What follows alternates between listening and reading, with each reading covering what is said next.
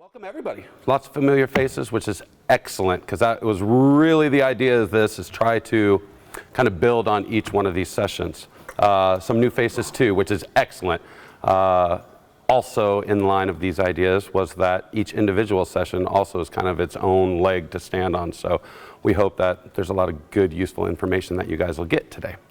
My name is Brian Breedlove. I'm originally from Coos Bay, lived in Eugene for about 25 years now. I've been a coach for over 20 years. I've been a full-time PE teacher for the last 6 years. And I've been working with Spark and the BEST program for the last 2 years, doing some extracurricular PE work outside. As many of you educators know, kind of need to supplement the income sometimes, so it's nice to find some other ways. And it's all in the same lane, which I really like. Okay, so roadmap for today. Oh, I did want to talk about my own personal experience a little bit for you. The school that I teach in is a K through 12 private school. We have PE 5 days a week for every class, which is the only school in Oregon that offers that. Kindergartners all the way through high school, 5 days a week PE, which is kind of frightening that we are the only school in Oregon that offers that. There's only, I believe there's less than 50 in the country. So, and it's declining. There's just not enough teachers, there's not enough time in the day to meet testing standards and then also offer full physical activity. So it's kind of a battle that we are in. Lucky for us, we're on the forefront and we get to make a difference as much as we can to as many kids as we can in Eugene, Springfield, Oregon. So that's really exciting for us. Roadmap for today is to revisit multiple ideas that we talked about in that first class. Then we'll go on to the 5 W's, which is kind of a little bit of a new idea to work on to help you guys kind of prepare for your classes. I would like to then go to the book, and we're going to go through almost every chapter of this book, not every page, because there's a lot of them, but we will go through every chapter and help you familiarize yourself with that large amount of information that this book holds. It looks so much scarier than it is. Most of it is pretty easy to use. So we'll give you a little work in that, and that's just going to make your lives much simpler once you go back to your places and actually put it into action. Then we're going to talk about being a giver. That's kind of something that I'm kind of developing, but it's through this Spark book, ideas, 10 ideas that Spark really wants us to try to pinpoint as goals that we set for ourselves to try to accomplish with these classes and these kids. And then the last will be just some Spark thoughts, just some like personal stuff that I've kind of developed and other teachers and other coaches have kind of enlightened me with through the years that I feel like maybe will help some of you. That specifically is the stuff that I got the Spark notes for. I know that because of last class, a lot of you were worried about coming in and just working the whole time, so you didn't necessarily bring a lot of stuff to write or dictate with. So if you want to keep some notes, please do. I'm old school. I was going to do a PowerPoint, but just because I'm a coach, I really feel it's better if you write it down yourself. It means more if you write it down yourself. You remember it a lot more, and it's more important that way. And so that's just how I roll, and that's how I try to do. As you can tell, all my stuff is handwritten. That's just what I do. So because of that, you guys get to do handwritten notes, so I hope that's okay. If anybody needs extra, she does have some. And then finally, before we go to the gym, then we'll do a full-on question answer. If there's things that I either talk about today that you have questions about, or things that you brought from our last meeting, or just something that maybe has happened that you want to talk about. I in no way have all the answers, but guess what? This huge group right here has a lot of answers. Our experience together as one group provides for this awesome tool for all of us to be able to use and all of us to be able to access. And I really feel like, you know, life experience and kid experience, classroom experience is what's going to answer some of these great questions that we have. So let's get going. Revisiting efficiency. So we did the survey. And yes, indeed, I did get a few comments about it was a little boot campish-y and they didn't realize that they were going in for a full-fledged workout and all that stuff. I do apologize. It was not necessarily my intent to hurt anybody or increase your already normal soreness. But the point of the class was efficiency. How do we get the most out of the time that we have? And we all know the fact is these kids are not getting enough PE time. They're not getting enough physical activity, and it's getting worse. The numbers and the science are showing that the obesity rate in this country is unbelievable. They've taken away the term adult onset diabetes for diabetes 2 because so many children now are getting type 2 diabetes. They've literally taken away adult onset. I mean, this is a problem, and most of that is from sedentary lifestyles, bad food choices, and immobility. And we have an opportunity to really flip that table. You can see it. You walk through the schools. It's hard to see, you know, and we don't like to talk about it. But our children are not as healthy as they used to be. They're not as healthy as when we were going to school, and it's just the facts. There's a lot of different things that are contributing to that. Budget is a huge one. Testing is a huge one. The internet is a huge one. The digital age. We talk about that, you know, if you were born after the year 1987, you're considered a digital native. You were born on digital. All you know is digital. Before 1985 or 87, they call you digital immigrants. You've come into the digital age not knowing, not used to it, changing into the digital age. And what that has done is given us awesome advances in so many things. But what it has not advanced is our want and our will to move and to be active. This is where Spark comes in. People noticed that this was a problem early on. Spark originally started in 1989, San Diego State University. And they said, we have a problem, and it's coming. And it may not be here now, but the trend is this, and it's not going back. And so they really decided to take it upon themselves to try to find a program that would reach multiple regions and multiple ages and multiple groups and give them an opportunity to get more active. And it's not necessarily in the moment, though that is important. We are giving these kids an immediate opportunity to run and play some games and really get their heart rate up and to build those brain cells and to sweat and to feel better for the rest of the day and to find that they get energy. They're not more tired after they work out. They have more energy, that they're better thinkers in class. They remember more. Their homework is easier. Their relationships are better because their moods are better. The endorphins are kicking. These kids are happier. This is all scientifically data that says we've got to be moving. You've got to get the blood flowing. We've got to be active. We cannot be sedentary. And we got to break that trend. Spark decided to do so. Okay, so we could talk for a long time about all the different programs. There are 6 programs, 6 curricula that Spark does. Okay, the one that we are dealing with currently is just the active recreation. And active recreation was made specifically for extracurricular activity. And that means after school activity, maybe even church group activity, summertime activity, anything that is not a specific PE class or a sport. This is what the AR program that we run is looking to help us with. And that group is actually somewhat of a unique group. That group tends to be a little less athletic.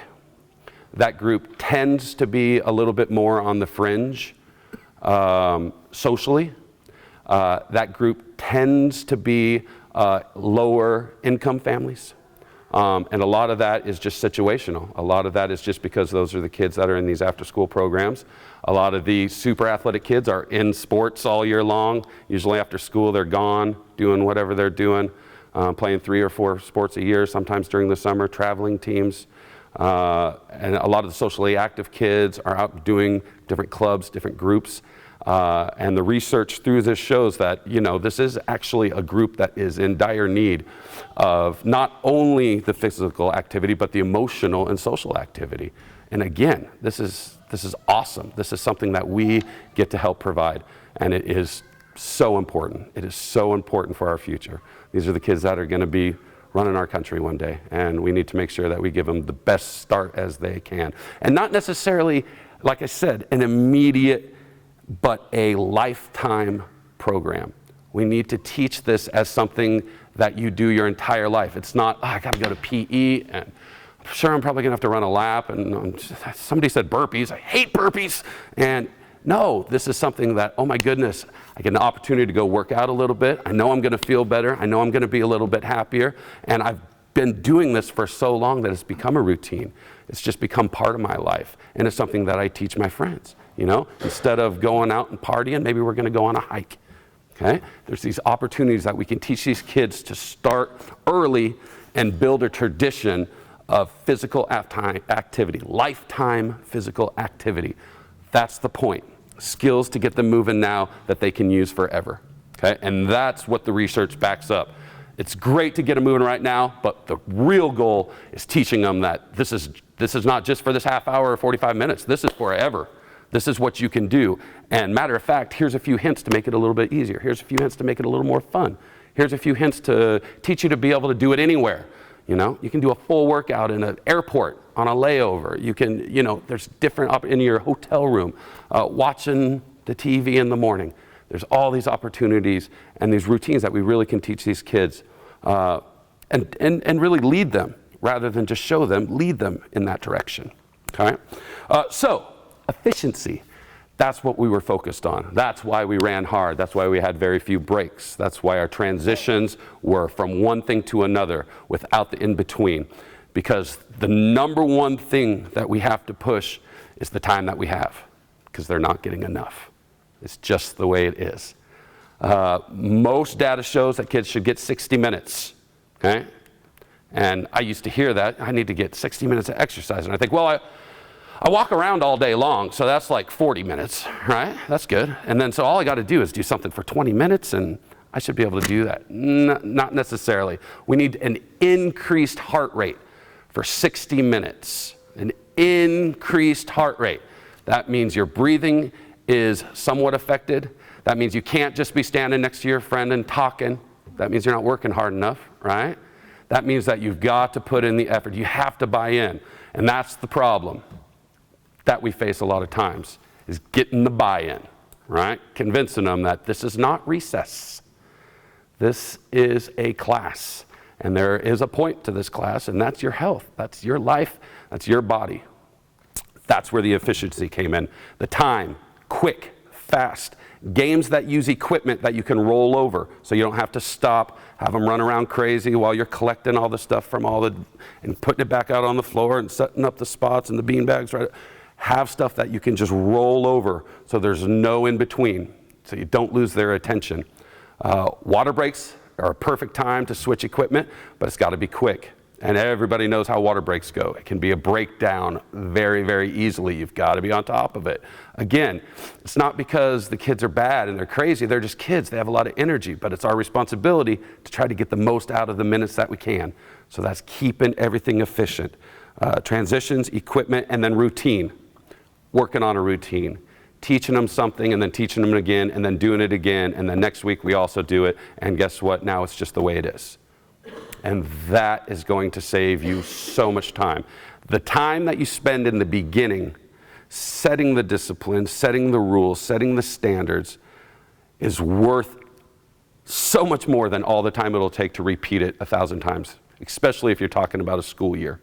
If you have a class in September that you're going to have the whole year, spend the entire month of September on routine, on rules, on discipline, on how it's going to be.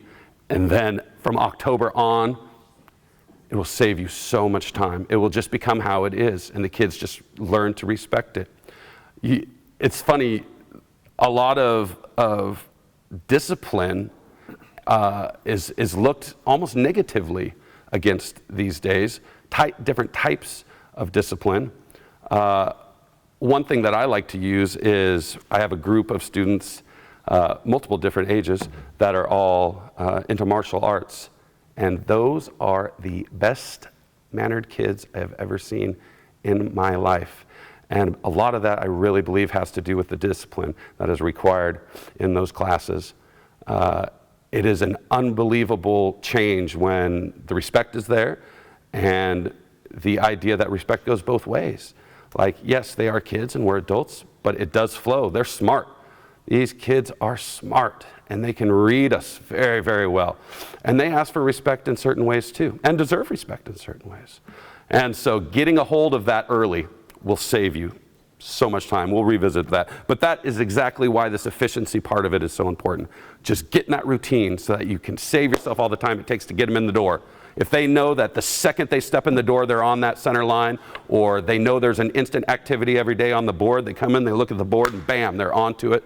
If we are cutting all those corners, we're adding tons of minutes in the long haul, right? 3 or 4 minutes, saving 3 or 4 minutes of class doesn't seem like much in that class. You put that over 200 school days, or you put that over an entire year of work, now you're saving days and days and days. You're really starting to count the number of times that you're saving yourself. So think about that too with the efficiency. Pairing up, another part of that efficiency. We worked on that a lot in that first session, all the little fun different ways to choose your partner. Choosing partners is a terrible waste of time if you let it be.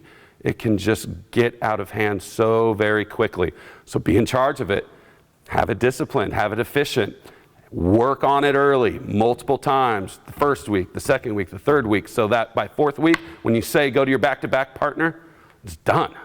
It's 5 seconds, and you can do a countdown.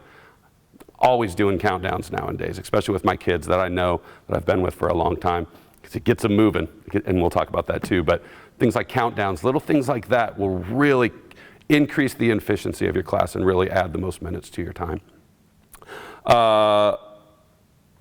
Grades. Multiple times you will have kids of different ages in your class. Okay? This is something that I do talk about in the new ideas, but I do want to address it a little bit because multiple people brought it up in the survey. The hardest job to do is multiple age kids. Matter of fact, the best program is quite a challenge, and there's a lot of respect out there for these people that do this. That's you guys. It's unbelievable. The difference between the physical ability and the mental ability of a kinder compared to a 3rd grader, compared to a 6th grader, is light years. And to be able to come up with activities and games that not only engage different ages, but actually give them efficient physical activity is tough. It gets better as they get older. You know, you get into middle school, you got 6th, 7th, and 8th graders, much more closely related physically. High school, freshmen through seniors, generally speaking, pretty even. But that kinder through 5th grade is a beast. Kinders and 5th graders are 2 different worlds. And a lot of times we get multi-age groups. That's where the tricks begin. That's where you have to be talented. That's where you have to know this book and have multiple games ready to go. And you have to know that before you go in. You have to know your group. And that's really what I want to talk about now, is those 5 W's. And it's the same as writing a paper or writing an article. Who, what, where, when, why, and of course how. But the who is so important. Who am I going to have? Okay? My games that I can run for kinders through about 2nd grade usually roll those 3 classes. If I run a game for the kinders that I run for the 3rd grade's about the time they start to be like, okay, we'll do this, but I kind of want something more. 3rd through 5th, it's usually pretty close. When you do multiple class, full class units, they always want 4th versus 5th, or they want B versus G. I hear that all day. Like, we want B versus G. For a while, I didn't even know what that meant. It's freaking me out. I was like, okay, we're doing it. And then we want blonde hair versus, and you know, they come up with these crazy ideas. It's much easier if you already have it regulated. If you already have, bam, toe to toe. If you already have the red and black teams, you've already set it up. They already know. Occasionally, we like to do class versus class, but again, it sets up rivalries, and that gets dangerous, especially if they're seeing each other all day long in small school settings. So, younger kids, their abilities, less coordination, less speed, less. You have to work on more ideas of running with your head up, running with your eyes open, running at a speed that you can control, knowing your surroundings, court awareness, wall awareness, teacher awareness. Okay? Older kids, don't have to worry about that as much, you know. They certainly will have other problems. But the thing about the older kids is that they've just got a little bit better of an ability to multitask. Like they can still talk to Joey about Betty, but they can also, generally speaking, play the game or hear what you're saying. So that's why they seem more efficient. It's not like the middle school kids or the high school kids are listening more, actually listening probably less, but they just have an ability to deal with it and process the information a little bit quicker. So that really changes what you can do.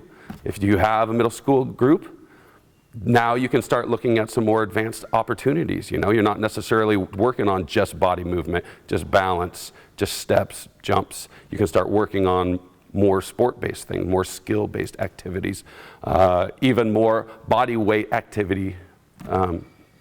See, like it's hard to make third graders do push-ups, right? Like, nobody wants to make third graders do push-ups, though you'd be amazed how many PE gyms you walk into and on the board is like, first thing to do, 10 push-ups, 7 burpees, 3 laps. And I'm like, that's for the first grade. Like, trust me, kindergartners cannot do push-ups. Like, their bodies don't know how to do that. But there's this idea that you're in PE, you need to be doing calisthenics, you need to be learning exercises, you need to be doing all this stuff. And Spark has really found that that's not necessarily the world that we have to live in, that there is a way to blend all those things. There's a way to find activities that encompass a lot of those different requirements, but does it in a fun way, and does it in a way that you can repeat and the kids ask for, okay? The how long, huge. You need to know how long you're going to have these kids for. And that means in that individual class, but then as far as the length of time totally that you're going to have them. It's a lot different with when I have 5 weeks with the best program. Usually when I get sent to a school, I have 5 weeks with that school, 2 days a week, and then I'm gone. So I have 10 classes. And generally, this is only my second year, so they kind of know me this year, but last year, for example, I didn't know anybody. I didn't know a single kid. And only one school out of the 5 I did had name tags, right? So I'm like, okay, this is going to be tough. And it takes time to get their trust. They have no idea who I am. Luckily, back then with my giant beard and my size, it was a little intimidating, so that gets me a little bit. Like a lot of times they just kind of stand there and look at me because they're kind of weirded out or frightened, either way. But you do. You have to build that rapport. You have to build that relationship. And if you only have 5 weeks, 10 classes, you've got to do it quick. You're already wasting time. You're already out of time. So you've got to go fast. So that brings a lot of challenges. That changes the games that I would choose, right? The games that I would choose for my class that I have all year long from September to June that I know, that I've known for 5 years because I've been teaching them since they were kindergartners and now they're 5th graders and I know them and bam, it's so much different than what I have to do for kids that I've never met before. And that change, but at the same time, Spark allows you to prepare for it. Spark allows to give different options and different ideas for the same groups. Say I have 3 games that I'm going to try for this 2nd, 3rd grade group, and then when that first game doesn't go well, and there are tons of games that will not go well, you'll be like, oh, this is an awesome game. This looks like it'll be so much, oh, yeah, that looks simple. I can make, yep, they'll do that. And you get out there, and it's just train wreck. Oh, gosh, kids are just running into each other and screaming stuff, and you're going, okay, that didn't work. Right on to game 2. We're just moving along, okay? But that's because you're prepared. If you haven't prepared or you haven't given yourself a backup, now you're stuck, and now you're just trying to get creative, right? Now you're like, okay, how am I going to amend some of these rules so that I can kind of stifle the chaos? So being prepared, spending that extra time in the beginning to have a program, to have a list of games that you know work, that you're familiar with, and then always have one in the back pocket. And that is a huge hint. Matter of fact, it is in one of my hints. Always have that game, that one game in your back pocket. And generally speaking, make it a game that doesn't use any equipment. Just have it there in case things start to break down. Bam, we're playing ABC, whatever it is. And then you set them up, and hopefully you've played this game multiple times, so you don't really even have to explain it, and they can get going and get into that game, and that gives you a little time to prepare for what's next.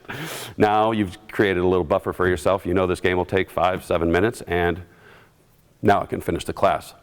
Now I can get that other equipment for that one game that I had because I wasn't sure if this was going to work or not. But you want to make sure that you always have that one in the back pocket just to save you. So how long is the individual class, and how long are you going to have this group Those two are big thoughts that you need to have when you go into preparation and choosing your activities. When's a really good question, actually. And I never knew this as a coach, but I certainly know this as a teacher. The kids before lunch and after lunch are a different crew. The same kid is a different kid after lunch. And you begin to notice, some kids eat really good at lunch, so they're better off. Some kids don't eat at lunch, and they're not better off, and you kind of learn. So know when you have the kids. Most of us are talking about after-school programs, right? So these kids are pretty worn out. They're pretty worn out, but they're wired because they've kind of been held down all day long. They've been in a classroom. They've been under the book, right? So you get kind of wiry but yet tired kids. Attitudes increase, tears increase, injuries increase. Kids are down to fake an injury. Seriously, kids love faking injuries. Be very, very careful. And then again, how long have you had these kids? My kids, I have 230 students. I could quite literally watch all those kids. Well, this sounds horrible. I could watch all those kids get injured and tell you whether they're injured or not. But you can. You know who fakes it. You know who never fakes it. So if they're down, you better go because they are actually hurt. You really have an opportunity to learn the kids. In these classes, the 5 weeks, not as much. A lot of times you have to kind of play it safe just because as you build the relationship with the kids, it changes. So when is important. You can do a lot more stuff in the mornings than you can do at night, but the games kind of change. Attitudes change, abilities change, morning and night. And how often are these kids getting these activities? And that kind of tells you how much intensity that you really want to put into each class. A lot of the schools, especially a lot of the grade schools, are getting 1 day with a PE teacher a week and then 1 day with a classroom teacher. And that's brutal. That's brutal. And a lot of those I'm friends with many grade school classroom teachers, and quite honestly, almost all of them are like, I hate PE. Oh my God, I go in there and they just go crazy and I don't know what to do and I can't help them and kids are getting hurt and I don't know who's telling, and they're running out there. And that's really what, if you watch, that is what a lot of those PE classes run by the teacher looks like. So that's not efficient. These kids are not getting what they need. Not only are they now only getting 2 days a week, one of those days a week is questionable, right? And you don't know, are these kids that play a lot at recess, play a lot at lunchtime? Do they go in the gym and mess around before and after school, or are they also not active in those times? Are they on a phone? Are they on a screen? Are they just kind of sitting around? So we need ways to make it more efficient. If you know that they're only getting 2 days a week and one of those days is kind of questionable, you want high intensity. You want to try to get everything you can out of those 30 or 45 or 50 minutes, whatever you have with those students.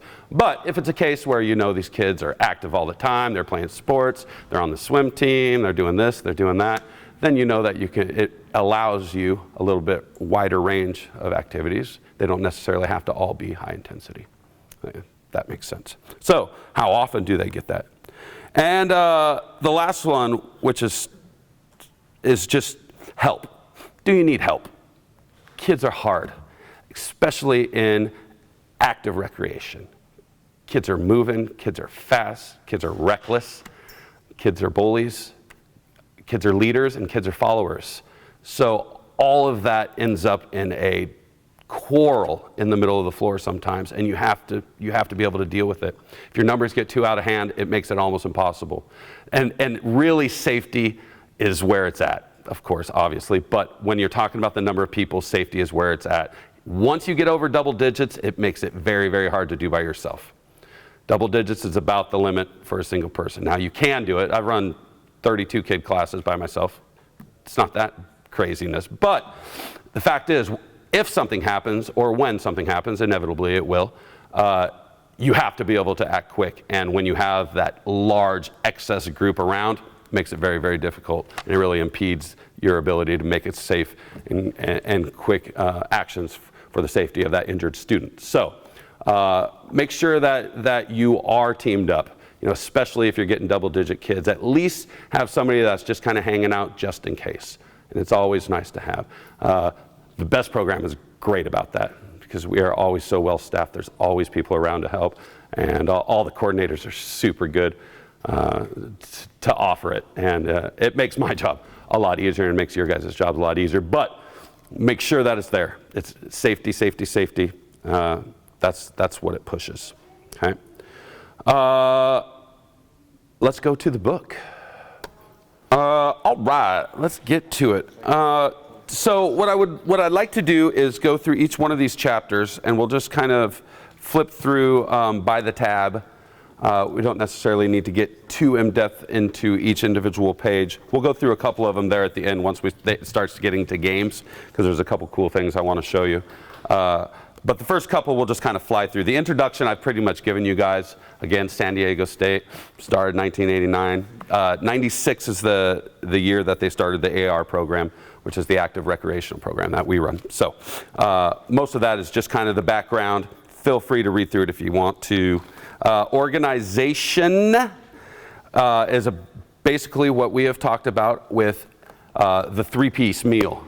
Ordering the three-piece meal. And that is the instant, that warm-up right as they come in the door, having something ready to go. Boom. We're throwing a football. We're throwing a tennis ball with our weak hand.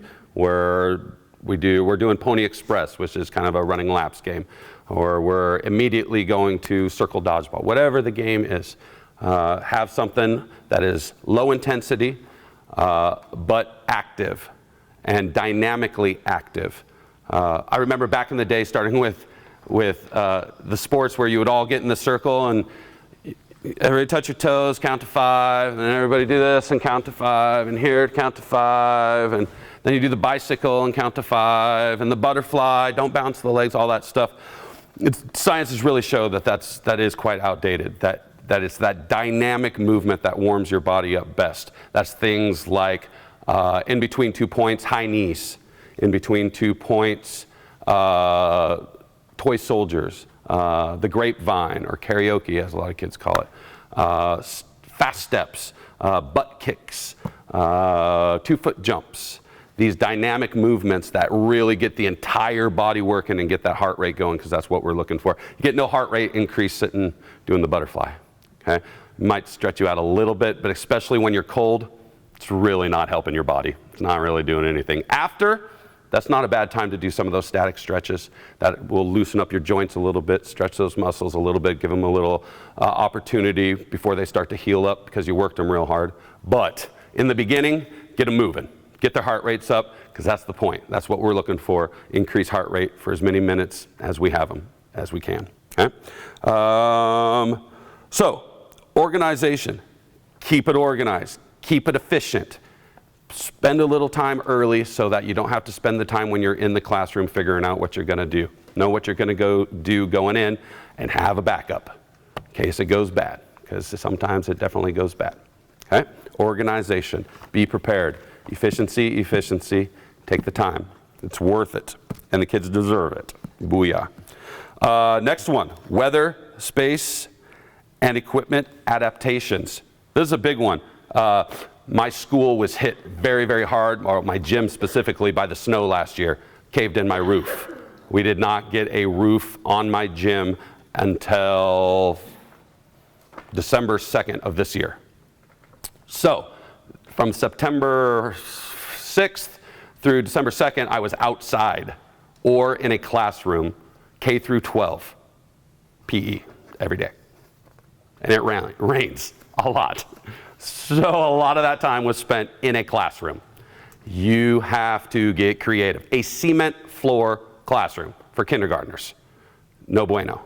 It was rough. But all of a sudden you start learning tricks. All of a sudden you start learning these little things that the kids can start doing that are semi-safe, but can really start getting their heart rate going. And then you got to get creative on some of the other stuff. You got to sacrifice. You say, okay, well, we're not going to get their heart rate going, so what are some of the other things that we can do, small spaces? We taught our entire, about 85% of our entire 3rd and 4th grade classes to juggle. You know? Spend some time getting a little aerobic activity, a little bit, but the eye-hand coordination, a little aerobic activity. We got them walking around and juggling and now they've all entered in the talent show. They're doing like this giant 3rd, 4th grade team juggling act. We had nothing to do with that. This is unbelievable. We have parents that are like, hey, you taught my kid how to juggle, like, you know, and it was literally just filler. It was just, oh my God, what are we gonna do? We gotta figure something out.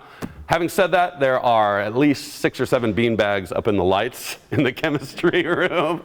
Every time I walk by, I'm like, that's gotta be a fire hazard, but I don't know, whatever. So sometimes you have to get creative. Weather and space deem it worthy. One of the schools I worked for through the BEST program last year, we were doing the same time as the dance group. And so we were forced outside under the covered PE, or the covered play area, covered in bark mulch.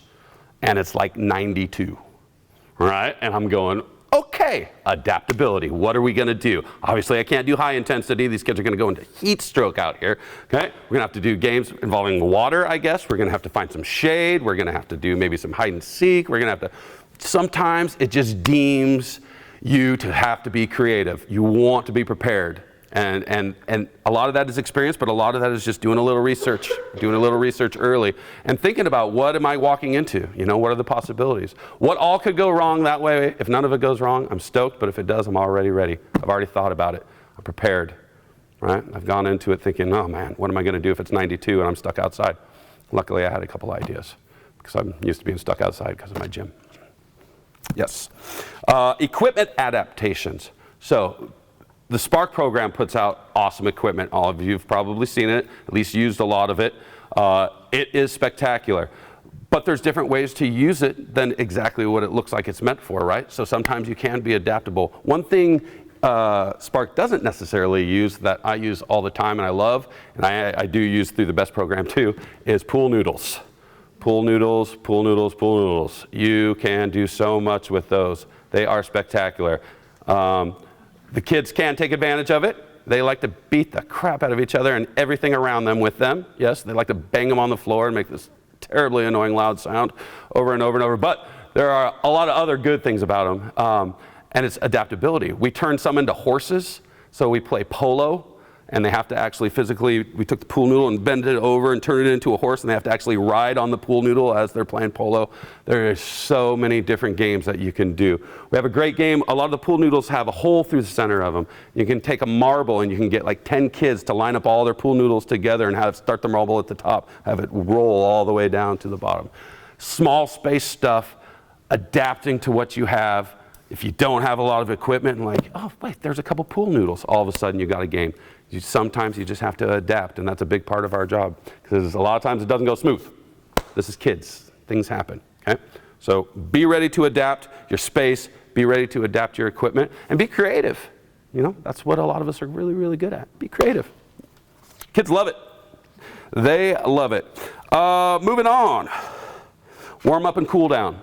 We're going to kind of just breeze right over that because we've talked about it a lot. Same ideas. Start them up. Get that heart rate going, but at the end, know your group. My first graders and my kinders, we have a game called Sleeping St. Bernard. And that's literally what it is. Just lay down, quiet, breathe. Yes. One of the problems that we run into in today's PE world is exercises are looked as negatives. Like there's this school of thought of you don't want to give exercise as a penalty in a game, right? And then a lot of us have felt that way throughout our lives, and it was always kind of like I gotta go, you get in trouble, you gotta go run a lap. You get in trouble, you gotta go do some burpees. You get in trouble, you gotta do some push-ups, right? The opportunity to flip that script is here.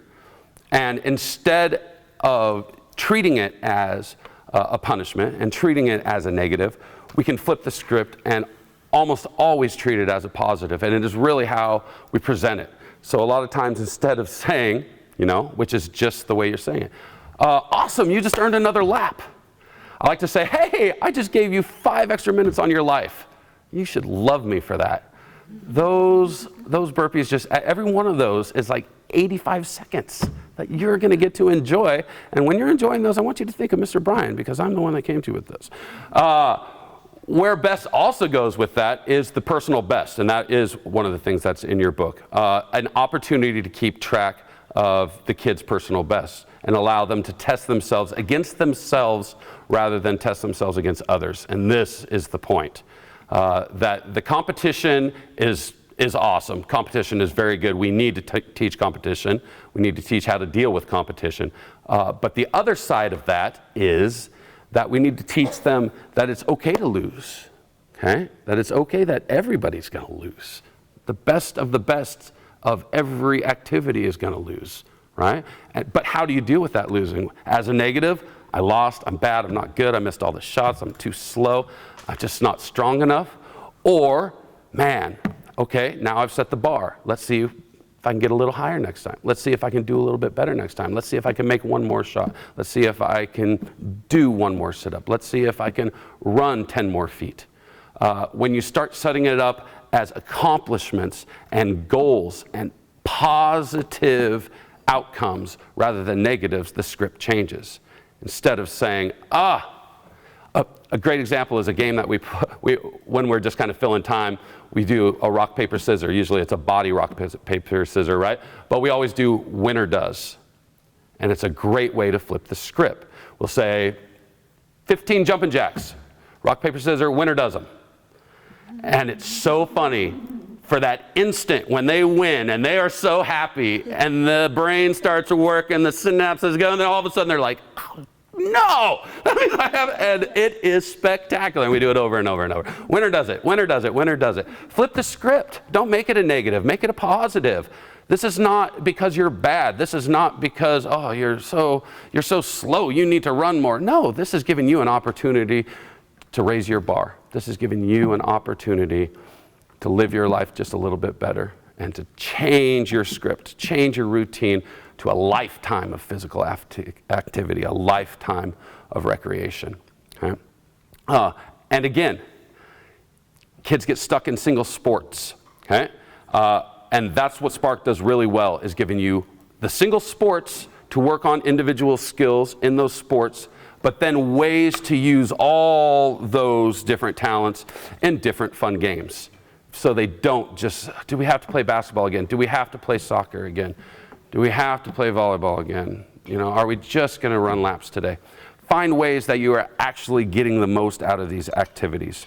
The Super Sports and Extra, which I believe is in yours too. Yep, the Super Sports and the Great Games, the two blue tabs in your book. Both of those stocked full of those multi-talent games where it's not just a basketball game. It's they have a game in there that's called pig ball. Pig ball is this game where you're playing with a football on the basketball court. You can pass it, you can run it until you get tagged. If the ball hits the ground, every time a ball hits the ground, it switches directions. Teaches transition, teaches eye-hand coordination. You're getting an aerobic exercise, learning to pass, you're learning teamwork, you're learning spacing. They literally list out all the qualities that you're gaining from playing this one single, simple game. And that's the key. Finding those jewels, finding those ones that you're getting 12, 15 different types of attributes out of one single game rather than we're just doing laps, folks, or we're just going to play freeze tag. You know, we're just going to do this because it's easy and it takes up the time. Put in a little extra work, find those gems, kids deserve it, and find those ones that really make them work and have fun. You want the games that they ask for. You want to find the ones that they're coming back really wanting because you can trick them so easily into getting great workouts. And it's kind of our job. A lot of them would be resistant if they knew how much work they were getting. Like if you really explain, like if you're playing, say, hula hustle. Most of us know the hula hustle game. We did that last time. Throwing the hula hoops over our heads and running and chasing them and grabbing them and handing them back. So many different skills that you're getting from that. It seems silly, but in the reality, you're actually really, really working. Everybody's sweating. Everybody's heartbeat is up. Everybody is better for it. And those are the secrets. Finding those games where they don't even realize how much work they're putting in. They don't even realize that they just got those 60 minutes that they need. And they're better for it, and they're happier for it, and they're coming back asking for more. And that's what we can do. Let's take, say, 10 minutes, maybe even 15 minutes. Look through those two game sections where it's mixed mash of games. I believe the Super Sports and what is that first one called? Yeah, the Great Games. Look at Great Games first. You'll find a lot of jewels in there. And if you find one that looks good, now's a good time. That's why you have the activity session log. Write down that page, that number. If you come across one, you're like, man, we could use that. That would be great. Write it down. What page number is it on? What section is it in? Neat little representative to kind of give maybe an idea or a thought that you had during your discussion, just to kind of throw a little more out there. These guys asked me if they could go first, so we're gonna allow it. So one that I found interesting, the team found interesting, was the aerobic bowling, especially for middle schoolers. I think having it be a little less of like just a, I don't want to say recess-like activity, but you know what I mean? It's kind of more of an adult sport, or bowling, but easy to set up in a gym. And 100%. Yeah. A great warm-up. I run it a lot. Aerobic bowling right out the door. Poly spot, put the pin on it, poly spot on the other end, and just have them go. Rebounder, and they just rotate the whole time, and they think it's the greatest thing. Give them some arbitrary score to try to get to, and it's a perfect warm-up. Perfect warm-up. Sometimes we do it with skipping. Just multipliers, you know, add things to it to make it just a little bit better. Great example, you guys. Center table. We were talking about some basketball games, and I tried for the first time this year playing Poison Okay. with a group, and we were able to lower the hoops. So we have 2nd through 5th graders, and we have different size basketballs. So we're just talking about how we can have, get over the challenge of having the different age groups in one large group by modifying what ball they're using, how far they are from the basket, and other, That's gold. Change the size of balls for the ages, 100%. When we buy our dodgeballs, we buy in 3 different sizes just because of that. The little guys can't deal with the big ones, and it's good to have variety, adaptability, change it to them. That's exactly it. Great point, you guys. I enjoyed our doing the workout buddies last time, and I had a whole section or a month session of trying to do work the spark into it. I just kind of had a question. Sure. I guess maybe it would just be better to go over it, but how do you get workout buddies to how you talk about efficiency? Right. And I feel like that was hard for me to get them to be efficiently partnering up. Yeah, so workout buddies is a tough one. You've got to initially take a lot of time to teach them those exercises so they know them back and forth, and they know enough of them that they can have some to choose from. They like to feel like they're choosing their own exercises, so you want to give them a dozen so that they can choose 4 from, and they know them well. And then the other part of it is when it comes to things that take a little more discipline, like the physical body weight exercises, choose their partners for them. Don't let them pick. Because they're always going to pick their buddy, or they're always going to pick somebody they know will let them go easy. It's better to pair them up with somebody that maybe even they don't necessarily like. That'll make them work a lot harder because they're trying to look good or do a little more than that other person. Plus, it's good for mediation reasons. It's nice to get those kids to talk to each other, especially in my school where they can't get away from it. It changes a lot where you're in a little bit bigger schools where you don't have to see that same person every day in the same class every day, and you can't get away from them. But certainly, ending that stuff quick and making them partners is a good way to do that. So, yeah, perfect. Please, anything? I really like the Hardy hoop flex. Yes. That one seems like a really fun one to do. Yes. For what reason?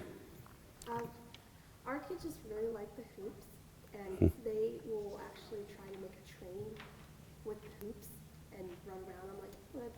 And I was like, we could do something like that. Yeah, so things like hoops, jump ropes, those types of things are awesome, and we use them a lot because you can use them for multiple skills. You can go regular hula hooping. Okay, now we're going to walk our hula hoops. Now you're going to roll your hula hoop and try to jump through it. Now you're going to spin your hula hoop backwards like a boomerang. Now you're going to play the hoop games. It's a really cool opportunity and a really smooth segue to get a bunch done with the same piece of equipment, and it changes each activity so they stay on top of it. Good point, guys. Yeah, hoop games, and jump roping and things like that, where you can do multiple things with the same bean bags. Awesome tools, awesome tools. Noodles. Center table. Basketball venture race. I like it because students who may not like basketball, they are still doing basketball skills, and it's in a fun obstacle course type relay race type setup. There you go. So they might have fun with it, but they're not realizing that they're doing basketball skills. That's it. And you'll have kids that just do not like basketball for one reason or another, or it's just not their sport, And that goes for other ones too. Just do not like football. I just don't like soccer, whatever it can be. And that's why these special games hit the point, because it's not just that sport. It's giving kids that may have skills in other areas an opportunity to also be successful. And you'll hear this a lot. Mr. Brown, I'm just no good at basketball. I just can't dribble. And the response, again, is always flip it. You know what? You're better than you were yesterday. And guess what? Tomorrow, you're going to be better than you were today. And I got a feeling by the end of the school year, you're going to be able to dribble, and you'll probably be able to do a lay-in. You'll probably be able to do this. And all of a sudden, you start making it more of a challenge, more of a goal to set for themselves. Our education system has kind of shied away from setting goals like it used to be. And specifically in sports, I still think that is very, very important. Obtainable goals, middle range goals, and then impossible goals. You need all three. Keep you pushing, keep you searching, keep you wanting. I think that's, at a young age to learn, that's very healthy. Mixing those games up, like that basketball activity run, is a prime example of that. Yep. Anything? Well, I personally liked the Cookie Monster game, just because it's really similar to What Time Is It, Mr. Fox, and that they already know that game. There you go. The majority of them know that game. There you go. So they have a good foundation, so you can just go into it right away. 100%. And that game can be 50 different games. There are so many games that are similar to the Cookie Monster game. And it's great. That one's actually kind of funny because the Cookie Monster can say no. I always like that. They say, Cookie Monster, come here, and you're allowed to say no once. And guess what? They will say no once every time. They love to say no. It's pretty funny. But no, it's the same. We play a game called Great Wall of China. That's very similar to that. That's similar to Sharks and Minnows. That's similar to Fruit Salad. That's similar to so many games. But again, they're moving, their heart rates are up, they're laughing, they're having fun, and it's teaching them multiple skills at once. Run with your head up, eyes open, speed you can control, agility, movement, knowing your court, knowing what bounds you're on. Oh, mood lighting, exactly what we needed. All right, we're gonna break out a little champagne, some jazz. Okay, let's keep moving, we're doing well. Let's go with this table here, please, or double table there. We liked hospital tag. We liked it Ooh. because all the kids like to play everybody's it, or what they call all-star tag. Mm-hmm. But being able to flip that flip of a wellness task, maybe different skill levels in different corners, and let the kids maybe choose a few, but do like maybe jump ropes in a corner, do That's a it. basketball in a corner, do some hula hoop in a corner.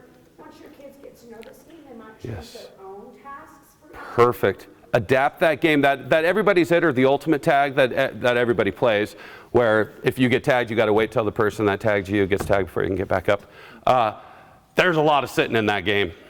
It's a lot of sitting in that game, a lot of waiting. Usually it's the same kid that's tagged like 12 people, and they're all sitting there yelling for everybody to tag that one kid. We have gone away from that simply because of that reason. There's too much sitting. It's a great idea. The wellness corners. Once you're tagged, you got to go do one of these 4 things. Right now, we're just where we just do 5 jumping jacks and you're back in. The problem we've been having with that game is all of we tagged at the same time, right? Tagged at the same time, tagged at the same time. So, like anything, we have the rock, paper, scissors mediation. Again, they're just kind of standing there. It's not really doing it. So now we changed it to, if you tag at the same time as somebody, you both do the jumping jacks. If you get tagged by somebody, you do the jumping jacks. And all of a sudden, there's not hardly any people tagging each other at the same time. It's really quite amazing. So adapting, changing a game that you know, adding a little bit more because you recognize, man, this is a sideline game. There's like 8 kids that are just standing and watching half the time. I don't want that. Figure out a way to integrate them in. Figure out a way to involve them. so that they always have to be doing something. Okay, last table. Or was that part of that same group? Oh, that's perfect. That's perfect. I'm going to save the last be a giver part, and we'll do that in our third session, hopefully that you can attend, because I do want to get us into the gym and get us moving a little bit and do a couple of these games, because that's what this is all about.